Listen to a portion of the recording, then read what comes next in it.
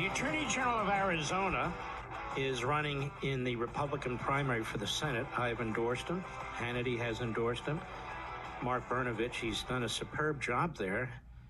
Mr. Attorney General, how are you, sir? I am doing well, the great one. So good to have you or be on your show again. Thank you so much.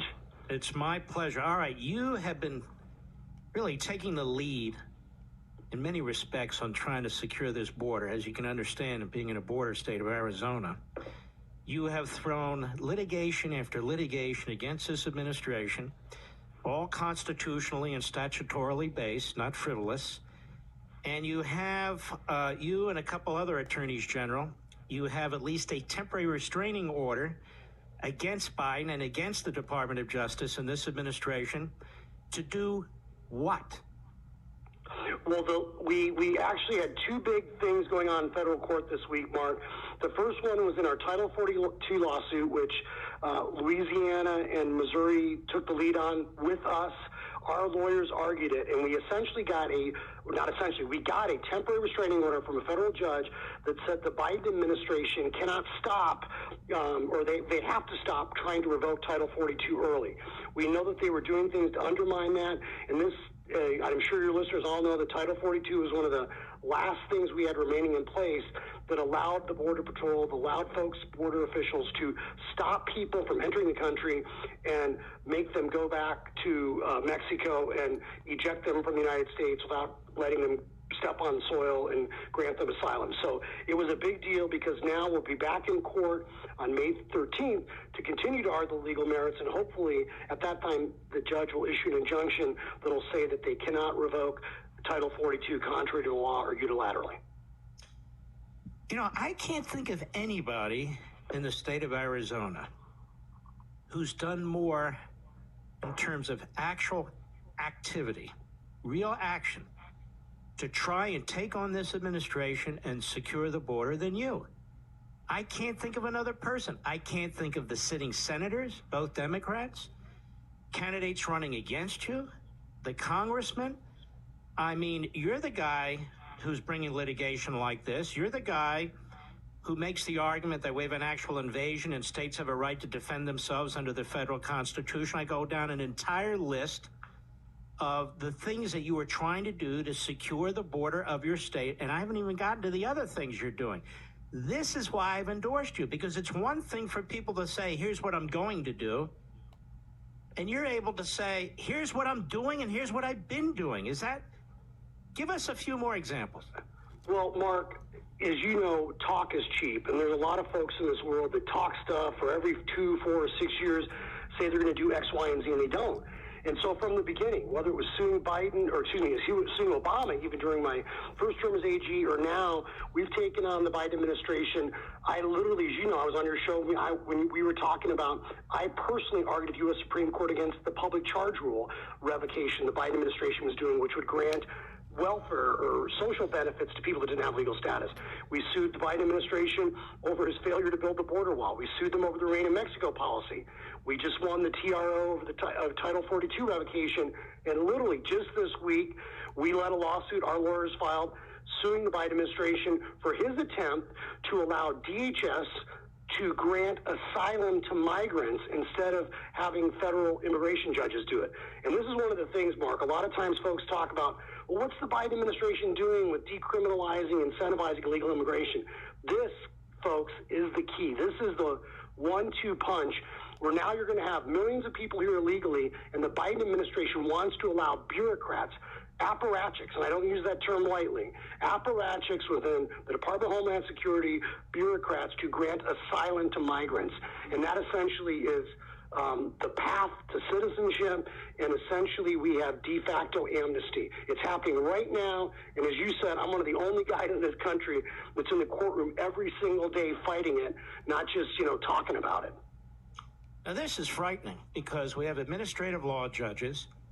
Historically, those are the people who decide these cases. So what they've done is they've overwhelmed the system. These administrative law judges are overwhelmed. And so you're exactly right. They're basically going to say to bureaucrats, we won't know who they are. We don't know their faces. We don't know where they are. They're just going to keep rubber stamping. All right, you're in, you're in, you're in, you're in, one after another after another. And we know a lot of leftists burrow into these bureaucracies and so forth. This is crucially important for the American people to understand. They want to get rid of this Rule 42. Then you have no basis for deportation with this administration because they're frauds and they're fakes. And then you're going to have, as you just said, on the spot de facto amnesty. Now, it seems to me, and I'm not trying to put you on the spot, there's also Article 2 of the United States Constitution that the President of the United States is to take care that the laws are enforced. Is he enforcing the laws, Mr. Attorney General? No. And Mark, you know, my family, my parents fled communism, so I don't say these things lightly. But you and I both have a passion for the rule of law, and we have seen the Marxist playbook being used in our public schools, in our universities, and by the federal government. And what the president has done is he is failing to take charge and protect this country. And frankly, it is up to Washington, D.C., the people in the House, people in the Senate. Not only should they be impeaching Mayorkas for not doing his job, and literally the blood of American citizens are on his hands, but President Biden is not doing his constitutional duties, and he has ceded control of our southern border to the cartels. Americans are dying as a result of that. So we are paying the cost in lives as a result of fentanyl and methamphetamine flowing into this country. The gangs taking control and becoming more powerful in our cities. And then you throw on top of it the fact that he is not only he's not meeting his constitutional duties, he's not even meeting his statutory duties. For example, under Title VIII of, deporting people that have deportation orders. So we sued him over that. It is absolutely mind-boggling because you have a neo-Marxist administration that is essentially rewriting our immigration laws and at the same time not meeting their constitutional obligations. This is when the framers talked about impeachable offenses. This is what they were talking about. I agree 100%. Now, let's move to a couple other issues. Yes, sir. Inflation. I mean, this is unbelievable. This guy inherits an economy that is vigorous, that is growing, that it's coming out from under the pandemic. And what do? They spend us into inflation. They borrow us into inflation. They choke off fossil fuels. And then they want to investigate the victims, the industries that are under attack. And then they say there's really nothing that they can do about it. As a senator, I mean, what would you say? What would you do? How would you try and rally the troops on Capitol Hill? First and foremost, we all need to understand that any government that's big enough to give you everything is big enough to take it away. And what we've seen in the last year and a half is the systematic failure of, socialism and the federal government overreach. So you have a federal government that had all these, COVID bills that ejected a bunch of money that we didn't have, that we couldn't afford to pay for, that was literally spending millions of dollars on golf course irrigation, that was literally $100 billion wasted, fraud and abuse. And so you have all this money going to the economy, and then simultaneously the Biden administration is, limiting exploration. They're canceling pipelines, and so they're making us energy dependent on third world tyrants and dictators like Vladimir Putin and countries like Venezuela and Iran. Can you hold on? I want to carry you through the break. Yes, sir. Great Attorney General Mark Brnovich of Arizona seeks to be a U.S. Senator, has my full support. We'll be right back. Multi-billionaire Peter Thiel is trying to buy the Senate race in Arizona the way he's trying to buy the Senate race in Ohio. So he's backed a different candidate and another candidate that does not have a conservative pedigree from my perspective. So I don't know, is Peter Thiel going to buy the Republican Party by the time this is over? So I choose who I want to choose based on their record, based on their philosophy, and based on my own experience of 40 years as a conservative, really more than that, quite frankly, 50 years. Whether it was Reagan in 76 and 80 and so forth. We're back with Mark Brnovich, who's the Arizona Attorney General, who has been really punching holes in the Biden administration's outrageous lawlessness when it comes to immigration and other issues. We've been talking about inflation. Obviously, we've been talking about gas prices. What about this war on voting, Mr. Attorney General, where the Democrats keep taking a run at nationalizing the state voting systems to make them in such a way where they can never lose? Yeah, Mark, the far left is trying to consolidate power in D.C. So whether it's socializing the economy or nationalizing our election, they keep doing things that are inconsistent with the Constitution. As you know, the Constitution provides time, place, and manner for elections is supposed to be left up to the states. And as you also know, because we've talked about this before, last year at the U.S. Supreme Court, I personally argued Brnovich v. DNC, where the Supreme Court clearly said the states have the power to enact common sense election integrity measures, and the states can do this. And, you know, the DNC sued because they were trying to prevent states from limiting ballot harvesting. So I defended successfully at the U.S. Supreme Court the ability of states to enact common sense measures like limitations on ballot harvesting. And no less than Jimmy Carter said the greatest threat to election integrity was third-party handling of ballots and harvesting of mail-in ballots. And we also fought for the ability of states to limit voting, to in-precinct voting. And we know now in Arizona that we did an interim report on the last election, and we still haven't completed it, but literally you have chain of custody issues with, 20% of these ballots that are unsecured drop boxes where there's no monitoring and no security. And, it's problematic because everyone, whether you're a Democrat or Republican, we have to have faith in the electoral process.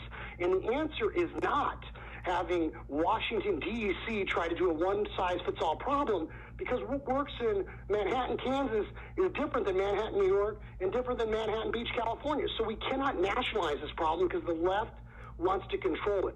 We have to leave this up to the states, and the states have to take it upon themselves to enact common sense election integrity measures, limitations on restrictions on ballot harvesting, voter ID laws, ensuring only citizens can vote in our elections. So there are things that the states have to do and should do. So everyone, regardless of whether you're a Democrat or Republican, has confidence in the outcome and the results of every single election. My goodness, Mark, we are not Venezuela. We're not some third world country. We should be able to get elections right, and everyone should have to show their ID and prove that they're eligible to vote in order to vote. And Mr. Attorney General, we see crime rising all across the country. We see murder rates unbelievably through the roof. We see that Soros has backed prosecutors who do not believe in prosecuting criminals. If you're a United States Senator, one of the things that amazes me is the extent to which this is ignored at the Washington and congressional level, and the extent to which George Soros' activities are not even questioned. Yeah, law enforcement, police, public health safety were traditionally issues left to the states. And so, I'm a believer that we don't need to federalize every, law enforcement issue. But when it comes to issues like the cartels and transnational and gangs that, go across state lines, obviously the federal government has a role there, but we don't need the federal government over-criminalizing, someone for spitting on the sidewalk, so to speak. And the reality is I was a gang prosecutor. I began my career as a prosecutor. I've also been a federal prosecutor, so I've stood toe-to-toe with the baddest of the bad. And I will tell you, when I ran in 2018, I'd never run for officer. I ran for AG. I was elected. And when I was running for re-election, Tom Steyer spent more than $7 million attacking me, running all these negative ads. And it's because the left wants to control prosecutors' offices. They want to control DA offices. They want to control Attorney General's offices because they understand the power that comes with that. And that's why I always say when you're a prosecutor, you can take away people's livelihoods, life, liberty, property. It's an awesome responsibility because, you have to do what the rule of law requires.